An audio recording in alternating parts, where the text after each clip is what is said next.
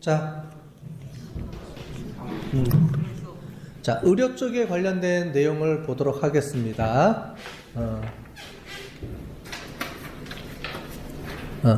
UNC라는 데가 있는데 뭐냐면은 이제 University of North Carolina Healthcare라 그래서 우리로 치면은 이제 저기 그 건강원 이런 데죠. 그래서 헬스케어 센터에서 이쪽 같은 경우에 이제 비영리 의료기관인데 매년 3,700명 이상의 환자를 이제 수용하는데 이제 이 환자를 국가 비용으로 이제 해줘야 돼요. 그러니까 저소득 대상으로 해서 이제 정부에서 해주는 겁니다. 치료를 해주고 이렇게 관리를 해주는 건데 실제로 우리가 분석을 해봤더니 20% 정도뿐이 없는 사람이 전체 쓰는 비용의 80%를 이제 사용한다는 거예요. 이런 걸 우리가 파레토 법칙이라고 합니다. 이제 파레토 법칙이라는 거는 이제 이탈리아 사람이에요. 파레토라는 사람이. 그래서 이탈리아에 있는 땅을 이 사람이 이제 경제학자인데 땅 있잖아요. 이탈리아에 땅이 있는데 그 땅을 사람들이 어떻게 소유하고 있는지를 분석을 해봤더니 전체 땅의 80%가 실제로는 20%의 사람이 그 땅을 소유하고 있다는 거예요. 그래서 그 사람이 이 이론을 내세워서 이 파레토 법칙이라고 우리가 얘기를 하는 겁니다. 무슨 얘기냐면 전체 부가 있는데 그 중에 80%는 실제로는 20%가 다 소유하고 나머지 20%를 80명이 다 소유하고 있는 거죠. 그죠? 실제로 우리나라 땅의 토지도 나눠보면은 거의 부자들이 다 크게 다 소유하고 있죠. 그 얘기예요. 그리고 여러분들 공부하는 사람들 100명 중에 20명만 열심히 공부하지? 나머지 80명은 공부 안 하시죠? 아니죠. 우리는 80명이 공부하죠. 그런 내용입니다. 그래서 국가에서도 얘기하면 국가에 20%만 똑똑한 사람이 있으면 이 국가를 살릴 수가 있다고 얘기를 해요. 뭐 그런 얘기들 할 때 쓰는 게 이제 파레토 법칙입니다. 어쨌든 질병을 이제 쓰는데 비용 중에 20%가 거의 비용을 다 소모하다 보니까 어떻게 하면은 이 사람들을 빨리 잘 캐치해내서 치료를 해서 돈을 덜 적게 들게 치료할 수 있게 하는 그런 거를 빨리빨리 파악해내야 되는 거죠. 우리나라 같은 여러분들은 이제 해당이 안 되지만 우리나라도 이제 여러분들 부모님들 보면 짝수년도 홀수년도 해가지고 짝수년도는 이제 짝수 이제 연도에 태어나신 분들은 매번 정부에서 무료로 해서 의료보험에서 이제 검사를 무료로 해줍니다. 그죠? 요즘. 왜냐면은 그게 질병 발생해서 쓰는 비용보다 더 싸다는 거예요. 미리 사전에 검사해서 그 질병에 안 걸리게 하고 초기에 발견해서 해주는 게 사회적으로 보면 그게 더 싸다는 얘기예요. 그래서 정부에서 돈을 대줘서 무료로 매번 이제 홀수년, 짝수년 정해가지고 이제 1년에 2년마다 한 번씩 이제 건강검진을 받습니다. 이제 그런 시스템이 우리나라에도 있는데 이런 것도 마찬가지라고 보시면 될 것 같아요. 그래서 밑에 보시는 것처럼 비정형화된 의료 데이터 분석을 통해 가지고 옛날하고 틀리게 그래서 빅데이터를 이용해서 질병하고 어떻게 연결성 이런 것들을 잘 추출해서 시간 노력을 절감할 수 있도록 이렇게 해준다고 얘기를 합니다. 그 다음에 여기는 이제 우리나라인데요. 건강보험심사평가원이라는 게 있어요. 영어로는 HIRA라고 하는데 이 중에서 사회복지 쪽이나 이런 쪽에 관심 있는 분들 있죠. 복지 쪽에. 그러면 실제로 빅데이터, 그럼 데이터가 존재해야 되잖아요. 근데 의료기관이나 이런 데서 데이터를 쉽게 가지고 올 수는 없어요. 왜냐면 다 개인정보기 때문에, 개인의 정보기 때문에. 그런데 이런 건강보험심사평가원이나 이런 데서는 정부를 주도하에서 무료로 데이터를 다 공개를 합니다. 일정 수준의 데이터들을. 실제로 여기 사이트가 있어요. 그래서 뒤에 보시는 요 사이트입니다.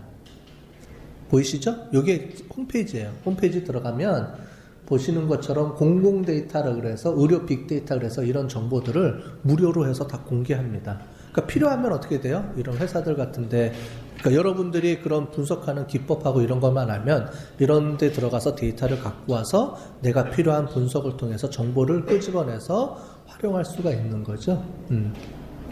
그래서 그 건강보험심사평가원에서 빅데이터 개방 플랫폼, 보건의료 분야의 플랫폼 개발을 하겠다. 그래서 플랫폼이라는 거는 다양한 정보들을 통합적으로 관리할 수 있도록 만들어주는 일종의 시스템이에요. 그래서 그런 플랫폼. 그 안에 이제 어떤 데이터, 어떤 분석을 통해서 다양한 정보들을 끄집어내가는 거죠. 그래서 그런 거를 만들고 있습니다. 그래서 아까 전에 보는 홈페이지 통해서 다 오픈하고 있어요. 그래서 그런 정보들을 갖고 가서 내가 사용할 수가 있습니다. 그래서 이런 식으로 해서 내부 데이터, 외부 연계 데이터 이런 걸 다 끄집어내서, 그러니까 본인들이 갖고 있는 데이터와 그렇지 않은 이제 데이터들 보면 ETL 프로세서 해서 우리가 배운 내용들이 다 여기 포함되어 있죠. 이런 걸 통해서 다양한 데이터베이스를 통해서 이런 시스템들을 구축해 나가고 있고, 이제 이게 이제 실제로 운영하고 있는 사이트입니다. 그렇게 보시면 되고요. 이런 식으로 이제 빅데이터 분석을 통해서 질병 간의 연관성을 이렇게 다 분석을 해서 이걸 가지고 이제 활용하는 거죠. 각 병원도 그렇고 이런 분야에, 의료 쪽 분야에 있는 기업들도 그렇고 분석을 통해서 실제로 하게 되는 겁니다. 질병 데이터 그래프. 그래서 나와 있죠? 이제 이런 걸 이제 계속 만드는 거예요. 자, 제조 쪽 분야입니다.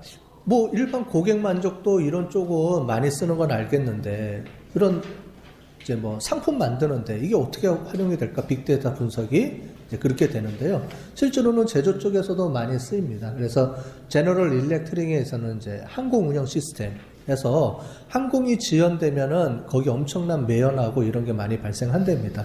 그러니까 1시간, 2시간 이렇게 지연되면은요.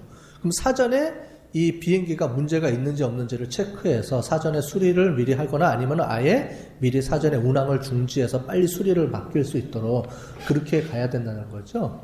그래서 오히려 시작하려고 뜨려 그러다가 갑자기 문제가 생겨서 지연돼서 발생하는 손익이 더 크다는 거예요. 그래서 그런 것들을 미리 사전에 예방할 수 있도록 하는 건데, 우리가 배웠던 IoT 있죠? IoT.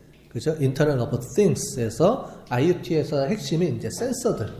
각 부품들이 본인들이 갖고 있는 센서들을 실제로 관제센터나 이런 서비스 센터하고 계속 일일이 정보를 주고받으면서 체크를 하는 거죠. 나 살아있어. 나 지금 잘 작동해. 이런 걸 계속 체크업을 하면서 일일이 그러니까 필요할 때 자동으로 이제 할 수 있게끔 만들어주는 지능형 운영 시스템을 도입을 해서 운영한다. 이런 내용입니다. 그래서 부품들과 그 속에 있는 센서들이 전부 다 연동이 돼서 움직인다는 거죠. 그래서 정비 사전에 이제 진단 예측하고 있다. 이런 내용을 이제 발표를 하고 있습니다. 여기 이제 그 내용입니다. 여기 보면 이제 시스템들 있죠. 이 시스템에 맞춰가지고 이제 사람들이 다 체크업을 하는데 이게 이제 자동으로 이제 운영이 되는 거죠. 그런 내용들을 하고 있고요.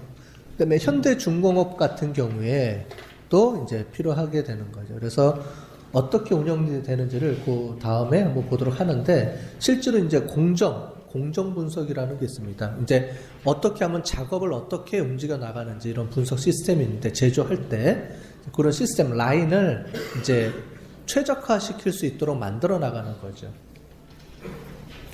그래서 이제 클라우드 기반의 공정 분석 플랫폼을 이제 만들어 가지고 이렇게 운영이 되고 있습니다. 보시는 것처럼 이런 시스템을 도입을 해서요, 이제 분석을 하는데, 이제 프로세스 패턴 분석 이런 걸 통해서 하게 되는 거예요. 그래서 잘 보시면 A, B, C, D 이게 이제 각각의 하나의 프로세스입니다. 여기서 이 작업하고 그 다음 작업 이렇게 넘어가는 건데, 여기 보면은 똑같은 패턴들이 이제 존재하는 것들이 있죠. 이제 이런 것들을 분석을 해서 거기에 이제 로드가 걸리는지 안 걸리는지를 체크업해서 더 빨리 처리할 수 있도록 만들어주거나, 중복되는 것들이 중복 안 되게 해주거나 이런 것들을 얘기를 하는 겁니다. 이제 그런 걸 통해서 이제 파악을 해서 이제 이런 것들을 다 분석하는 거는 우리가 배웠던 다양한 이제 통계학적 분석 기법, 데이터 마이닝, 기계 분석, 이제 기계 학습 이런 걸 통해 가지고 이런 것들을 다 분석을 하는 거예요. 그럼 이제 이런 것들이 결과가 나오면은 이 결과를 응용해서 이제 실제로 도입을 이제 경영에 활용을 하는 거죠. 그래서 이런 프로세스도 파악을 하고요. 또 한 가지 보시면 이게 작업 공정들입니다. 공장 딱 보시면 이게 소셜 네트워크 분석한 건데, 소셜 네트워크 어널리시스를 한 건데, 중간에 똥똥 이렇게 두 명 있죠. 이 두 명. 이 두 개가 뭐냐면 A쪽 파트 사람과 B쪽 파트 사람들을 연결해주는 허브 역할을 해주는 사람이에요. 이제 요 사람들. 이제 요 사람들을 잘 컨트롤하면 어떻게 돼요? 일이 수월하게 되는 거죠. 그 양쪽을 연계해주는 요 포인트들입니다. 이런 것들이 이제 소셜 네트워크 분석을 통해서 연결망을 통해서 누가 핵심 인물인지 이런 걸 발견해내는 거죠. 공정에서도 누가 이 공정 전체를 움직여 나가는 핵심 인물이고 그런 걸 밝혀내서 그 사람들을 잘 관리해주면 훨씬 더 빠르게 움직이게 되는 거죠. 이런 것도 가능하다는 거예요. 이런 분석들도. 그 다음에 재난 공공에서 공공사업 쪽은 워낙 지금 많이 하고 있습니다. 전 세계적으로 국가 차원에서도 하는데 주로 의료 쪽 분야, 의료 쪽하고 이제 그 재난 쪽하고 이쪽으로 가장 많이 국가에서 많이 하고 있죠. 그래서 보시는 것처럼 민원 정보 활용하는 시스템, 어느 민원이 가장 많으냐, 뭐 이런 것들도 이제 분석 통해서 이제 움직이고 있고요. 그다음에 범죄 예방 활동하는 것들이 있죠. 그래서 어느 지역에 어느 범죄가 많다, 어느 시간대가 가장 많다 그러면은 이제 순찰도 그 시간대에 더 많이 인원을 배정해서 돌리고 이렇게 운영하는 거죠. FBI 같은 경우에 이제 유전자 시스템 통해서 이제 코디스라고 하는 거 있죠. 여러분들 미드에서 많이 보죠. 그래서 집어넣으면 돌려서 빨리빨리 바로바로 유전자 정보 획득하는 거. 그렇게 해서 보면 여기 보는 것처럼 이제 1시간 이내 그런 것들이 나올 수 있도록 이렇게 되는 거죠. 그 다음에 지능형 정보 시스템 뭐 이런 것들은 이제 보시면 되고요. 이탈리아 것도 그렇고. 그 다음에 우리나라에서 이제 추진하고 있는 게 지금 KT하고 이제 보건복지부 쪽하고 얘기해서 조류 인플루엔자 AI라고 하죠. AI. 그 AI에 대한 확산 경로 이런 것들을 통해서 왼쪽에 오른쪽에 보시는 것처럼 이렇게 분석을 합니다. 그래서 이런 핸드폰이나 이런 걸 통해 가지고요 어떻게 이동했는지 이런 걸 추적하는 시스템이에요. 그래서 검역본부하고 기지국 활용해서 이제 AI 확산 지역을 예측하는 모델링을 만듭니다. 그래서 이렇게 실제로 발생했던 지역과 그 다음에 이 시스템을 통해서 분석한 예측 시스템하고 거의 일치하게 이렇게 분석되는 게 보이시죠? 어디서 발생됐는지 보이는 이런 시스템들이 이제 나오죠. 이런 게 다 빅데이터 분석을 통해서 이제 만드는 건데, 그죠? 정형화된 데이터, 비정형화된 데이터. 여기 같은 경우는 이제 KT랑 연동을 해서 이제 시스템 기반망을 구축하게 하고 있는 겁니다. 그래서 이런 시스템이 나와서 가축 전염병 확산 예측 시스템, 네, 이런 걸 이제 구축해서 지금 파일럿 테스트로 해서 시범적으로 지금 사용하고 있고요. 가축만 있는 게 아니고요. KT에서 또 한 게 이거예요. 사람. 여러분들 메리스 있었죠? 그죠? 지난번에 한번 메리스 때문에 엄청나게 한국이 들썩들썩거렸잖아요. 이제 그렇게 되면 어느 지역에서 이 사람이 어떻게 움직였는지에 대한 동선, 그 다음에 이 사람을 거쳐간 사람들, 이게 다 나와야 되잖아요. 그죠? 자, 그렇게 파악할 때 어떻게 파악을 해야 돼요? 그 사람이 위치 추적은 뭘로 알 수 있어요? 핸드폰. 여러분들 다 켜놓고 다니죠? 내가 지금 여기서 강의하고 있잖아요? 그럼 만약에 제가 메리스에 걸렸다고 합시다. 그러면 KT에서는 내 핸드폰에 있는 위치 추적 딱 하면 여러분들 핸드폰 위치 하는 게 다 떠요. 개별적으로 다 확인되잖아요. 이 기지국 반경에. 그죠? 그럼 여기 있는 사람들 다 대상으로 해서 검사할 수가 있는 거죠. 그러면 그 다음 사람, 이 사람이 또 움직였다? 그럼 그 사람의 위치 경로에서 움직였던 사람들. 요즘 핸드폰이 위치 추적이 되기 때문에 나라에 내가 누구를 만났는지 이런 거 다 확인되잖아요. 서로 거쳐갔는지. 그죠? 물론 이 정보를 오픈하느냐 안 하느냐 뭐 여러 가지 이제 이슈가 있지만, 그래서 그걸 통해서 이제 사스라는가 이제 이런 것들이 이제 오는 것들을 통해서 하는데, 해외 같은 데 갔을 때는 어떻게 하느냐, 이제 로밍 해갖고 가죠, 우리가 보통. 근데 로밍 하는 사람도 있고 안 하는 사람도 있어서 이제 좀 문제가 되긴 하는데, 로밍 해갖고 가면은 이제 그쪽의 나라에 있는 기지국하고 연결이 돼요. 그쪽 나라에 있는 이제 핸드폰 이제 통신회사랑 연동돼서 그쪽의 정보를 우리가 갖고 올 수 있으면 저희가 그 사람이 누구랑 또 연동했는지까지 다 파악이 되는 거죠. 그래서 아마 이쪽 분야는 아마 유엔하고 연동이 돼가지고 전 세계적으로 아마 같이 연동시켜서 같이 움직이자 뭐 이걸 지금 추진하고 있는 것 같아요. 그래서 KT 쪽에서 지금 이 시스템을 구축을 해서 움직여서 이렇게 하고 있습니다. 그래서 보건복지부 질병관리본부하고 해서 연동해서 미리 사전에는 어느 지역에 뭐가 어떤 질병이 이제 지금 발생했으니까 조심해라 뭐 이런 것까지 사전에 정보 제공하고 사후에 들어왔으면은 이 사람이 그 지역을 방문했다 그러면 어떤 문제가 생겼다 그러면 추적해가지고 같이 연동해서 밝혀내는 이런 시스템도 다 구축이 되는 거죠.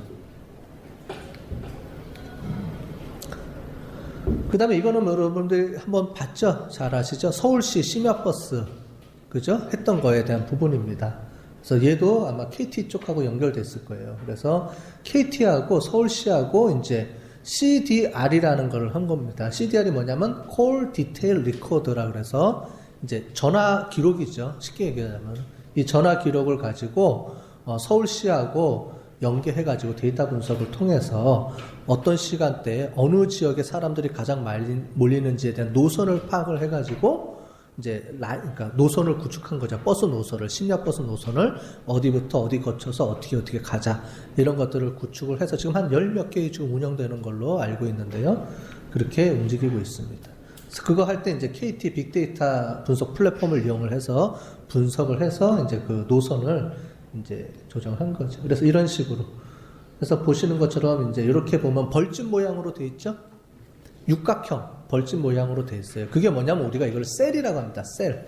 세포처럼 돼 있는데 이게 뭐냐면 핸드폰의 기지국에서 움직이는 단위가 나중에 여러분들 통신학 개론 이런 거 배울 시기가 있을 거예요. 경영학 쪽에 오면 통신 개론이 있어요. 그러니까 정보통신 개론이 있는데 그런데 들으면 이렇게 핸드폰이 어떻게 작동하는지 원리도 배우고 하는데 거기 보면 이제 이런 핸드폰들은 반경이 셀이라는 걸 통해서 구역을 나누게 됩니다. 육각형으로. 그래서 보시는 것처럼 셀들이 이제 이게 기지국이라고 보시면 돼요. 기지국에서의 그 바운더리들. 그래서 이걸 통해서 이런 식으로 해서 어느 지역이 가장 밀집되어 있고, 이 색깔 보이시죠? 색깔. 그죠? 색깔이 이제 진한 게 사람들이 많이 모여 있고 뭐 이런 거를 나타내 주는 거니까 그때 당시 이런 걸 가지고 어떤 노선으로 어떻게 이제 할지를 이제 시뮬레이션을 이제 통해서 하고 그걸 실제로 최종 노선을 이렇게 만들어서 이제 운영을 하게 되는 거죠. 다양하게 활용하고 있죠. 그죠? 우리가 모르는 사이에 이미 많이 쓰고 있어요. 자, 그렇게 보시면 되고요. 그 이외에 여러분들이 이제 창업을 하거나 빅데이터는 큰 기업에서만 사용하는 거잖아요. 그렇게 생각할지 모르는데 실제로 작은 기업들, 중소기업이나 아니면 여러분들이 혹시 나는 창업하고 싶어 이런 사람들은 그 빅데이터를 활용 못하느냐 그게 아니라는 거예요. 다양하게 활용할 수도 있고 그런 사람들을 위해서 빅데이터를 정보를 가공해서 제공해주는 회사도 있고 물론 이제 돈을 좀 줘야 되겠지만 다양하게 지금 이제 그런 사업들이 진행이 되고 있습니다. 자, 그러면 중소기업에서 어떻게 활용했는지에 대한 사례를 잠깐 보여드릴게요. 큰 데 말고 뭐 대기업이나 이런 데가 아니더라도 이제 스테디톡이라는 사례가 있습니다. 이제 이게 최근에 이제 국가에서 이제 여러 가지 돈을 주고 시범 사업들을 많이 하고 있거든요. 그 중에 이제 우수 사례로 올라온 거라서 제가 하고 있는데 화상은 이제 스테디톡이라는 게 이제 학원이에요, 학원인데 자, 여기 보는 것처럼 화상하고 전화 영어 요즘 이제 많이 하고 있는데 처음에 이 스터디톡이라는 회사에서 학원에서 운영하고 있는 게 화상 전화 영어는 직장인이 또는 대학생이 이제 고객이라고 생각을 하고 그쪽에서 타겟 마케팅을 계속 해왔습니다. 자, 그런데 한번 진짜 그럴까 해서 한번 분석을 해봤어요. 여기 보는 것처럼 고객군이 어딘지를 찾아내기 위해서 분석 대상해서 정보는 이제 뉴스나 트위터라든가 커뮤니티 블로그 카페 이런 데서 이 스터디톡이 어떻게 활용되는지 이제 이런 것들을 이제 자연어 검색 통해 가지고 이렇게 한 게 되죠. 예, 그래서 그런 걸 했을 때 쫙 봤더니 스터디톡이라는 용어와 같이 사용되고 있는 연령대가 실제로 봤더니 오히려 어린아이하고 초등학교 쪽이 더 많다는 거예요. 전화 영어나 화상 영어가. 보통은 직장인이나 대학생들이 영어 공부하기 위해서 많이 사용할 거다라고 했었는데 실제로 이런 SNS 분석을 통해서 봤더니 오히려 초등학생 미만의 학생들이 이런 화상 영어하고 영어 음성 이런 쪽에 더 관심도 많고 더 많이 하고 있다는 거예요. 그래서 이런 걸 새로 발견한 거예요. 그래서 원래 마케팅 의도하고는 전혀 다른 쪽으로 지금 시장이 형성되고 있다는 걸 알아낸 거죠. 그래서 그거를 이제 어떻게 운영할 것인지를 가지고 이렇게 한 거고요. 실제로 직장인 대학생들은 평균 수강 기간이 한 4개월 정도 하면 이제 포기하는 거죠. 길어야 4개월 정도 되고 시간은 이렇게 가려져 있어. 10몇 분 정도 되는데 초등학생은 약 30분이고 한 1년 가까이 유지가 되죠. 그러면 당연히 이 회사 스터디톡 같은 경우는 누구를 잡아야 돼요? 애들을 잡아서 하는 게 훨씬 더 유리하죠. 그죠? 근데 여태까지 이걸 몰랐다는 거죠. 현상이 이렇게 되는지를 몰랐는데 이런 그러니까 빅데이터 분석을 통해서 이런 걸 발견해낸 거죠. 그래서 이런 게 있구나 해서 바꿨어요. 그래서 베이직 과정 이런 것들을 바꿔서 주니어 맞춤형 과제라는 것들로 변경해서 운영을 해서 이제 수익을 창출할 수 있었다. 뭐 이런 사례가 있더라고요. 그 다음에 이제 미스틱, 브라이언 아이드 걸즈라고 아시죠? 거기에 관련된 이제 회사죠. 기획회사인데 2년 4개월 만에 이제 컴백하는데 어떻게 하면 이 부하거를 홍보를 어떻게 하면 할까에 대한 것도 빅데이터 분석을 통해서 한 겁니다. 그래서 실제로 어떻게 하면 홍보를 컨텐츠를 그러니까 이미지를 어떻게 가야 되고 어떤 프로그램에 참여를 해야 되고 이런 거죠. 이런 것들을 이제 하기 위해서 여기도 이제 트위터 분석도 하고 이렇게 쭉 해왔습니다. 해왔더니 부하거에 대한 거와 연동돼 있는 검색어, 그러니까 연관된 단어가 이제 여자 아이돌 중에서 이제 음색 깡패라는 이제 그런 노래 잘한다는 말이죠.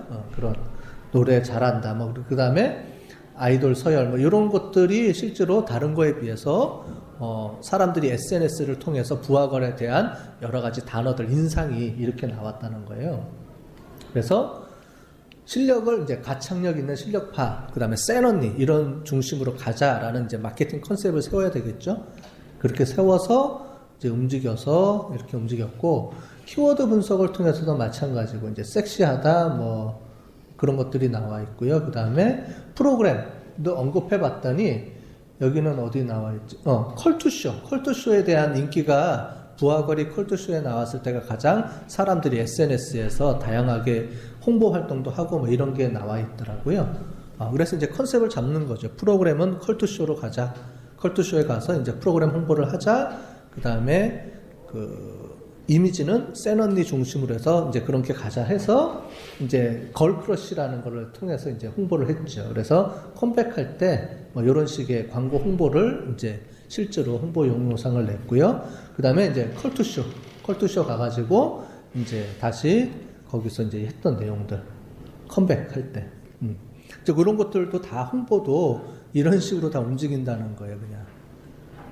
그죠? 옛날에는 그냥 마케팅 쪽에서 그냥 마케팅 사람들이 회의를 해서 이럴 거다라는 회의 또는 서로 주변에서의 여러 가지 이제 반응들 이런 걸 갖고 움직일 수밖에 없었는데 지금은 이런 홍보 툴들이 있고 빅데이터 분석을 통해서 사람들이 뭐 안 물어봐도 자기네들이 좋아하는 걸 계속 트위터나 이런 데 올리잖아요. 그러니까 실시간으로 사람들이 어떤 생각을 갖고 있는지를 다 분석해서 그걸 활용할 수 있다는 얘기죠. 이런 세상이 왔다는 거죠. 그렇게 해서 했다라는 겁니다. 그래서 뭐 컬투쇼 출연했던 거, 그래서 엠넷에서 이제 1등 달성했다. 뭐 이런 내용을 가지고 이렇게도 다양한 분야에서도 활용이 가능하다라는 거를 이제 보여준 겁니다. 자. 전반적으로 이렇게 다양한 분야에서 빅데이터들이 활용을 하고 있다라는 내용이 있기 때문에 그러니까 여러분들이 이런 빅데이터 분석에 대한 개념과 그 다음에 분석 방법 이런 것만 잘 알고 있으면 나중에 내가 어느 분야에 가더라도 뭐 일반 회사를 가든 공공기업을 가든 복지기관을 가든 뭐 아니면 어떤 데 식당을 운영하는데도 이런 빅데이터가 활용될 수 있겠죠. 식당 메뉴 고르는 것도 분석을 해보면 아까 전에 카드 회사랑 연동이 돼서 다 된다 그랬잖아요. 어느 시간대에 어느 지역에 어떤 물건이 어떤 음식이 많이 팔리고 이런 것까지 다 분석이 되는 시대라는 거죠. 그러니까 그걸 알고 분석을 해서 경영에 접근하는 사람과 그렇지 않은 사람하고는 경쟁력에서 차이가 나겠죠. 그죠? 그걸 여러분들은 그거를 이제 도구로 갖고 가는 거죠. 잘 배우시면 여러분들은 이제 그게 경쟁력이 되는 거죠. 다른 사람들은 못 하잖아요. 나만 할 수 있잖아. 우리만. 배운 사람들은 할 수 있죠. 그런 거를 잘 배우자는 게 전체적인 내용이었습니다.